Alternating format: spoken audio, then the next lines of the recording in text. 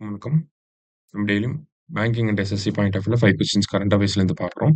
இன்னைக்கு என்ன கொஸ்டின்ஸ் இருக்கு அப்படிங்கிறத பார்ப்போம். First one, according to Reserve Bank of India, what was the net foreign direct investment in 2024-25? ஸோ இந்த ஃபினான்ஷியல் இயர்ல இந்தியாவோட எஃப்டிஐ எவ்வளோ அப்படின்னு சொல்லி கேட்டிருக்காங்க.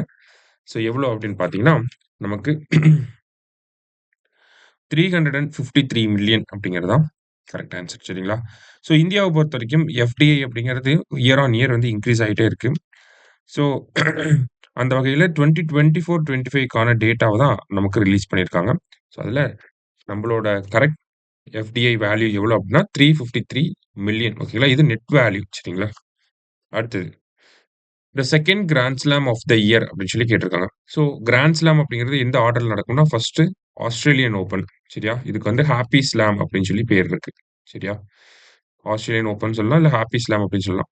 அடுத்தது ஃப்ரெஞ்ச் ஓப்பன். ஸோ ஃப்ரெஞ்ச் ஓப்பனோட இன்னொரு பேர் என்ன அப்படின்னு பார்த்தீங்கன்னா நமக்கு ரோலாண்ட் காரோஸ் அப்படின்னு சொல்லுவாங்க. ஓகேவா? ரோலாண்ட் காரோஸ் அப்படின்னு சொல்லுவாங்க. தேர்ட் வந்து பார்த்தீங்கன்னா விம்பிள்டன். விம்பிள்டன் அப்படிங்கிறது நமக்கு லண்டன்ல நடக்கும். சரியா?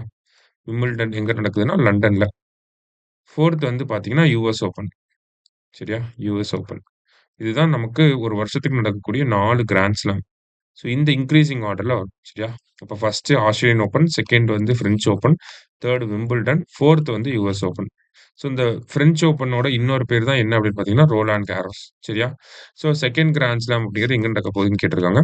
ஸோ ரோலாண்ட் கேரோஸ் அப்படிங்கிறது கரெக்ட் ஆன்சர். சரியா? அடுத்தது, how many members are there in the central board of directors of Reserve Bank of India அப்படின்னு சொல்லி கேட்டிருக்காங்க. ஸோ ஆர்பிஐயோட சென்ட்ரல் டைரக்டர்ஸ் எவ்வளோ பேர் இருக்காங்க அப்படின்னு பார்த்தீங்கன்னா ஃபர்ஸ்ட் ஆர்பிஐயோட கவர்னர். அவர் கீழ பார்த்தீங்கன்னா 4 டெப்யூட்டி கவர்னர்ஸ் வந்து இருப்பாங்க. சரியா? So 4 deputy governors. அது இல்லாம 10 மெம்பர்ஸ் வந்து சென்ட்ரல் கவர்ன்மெண்ட்லேருந்து வருவாங்க. 4 local board members Chennai, Mumbai, Delhi, Kolkata 4 பேர் வந்து வந்துருவாங்க. ஸோ அது இல்லாம லாஸ்ட்டா 2 பேர கவர்ன்மெண்ட் வந்து நாமினேட் பண்ணுவாங்க. சரியா? ஸோ 2, 12, 16, 20, 21 மெம்பர்ஸ் வந்து இருப்பாங்க. சரியா? அடுத்தது, consider the following statements regarding Polavaram project.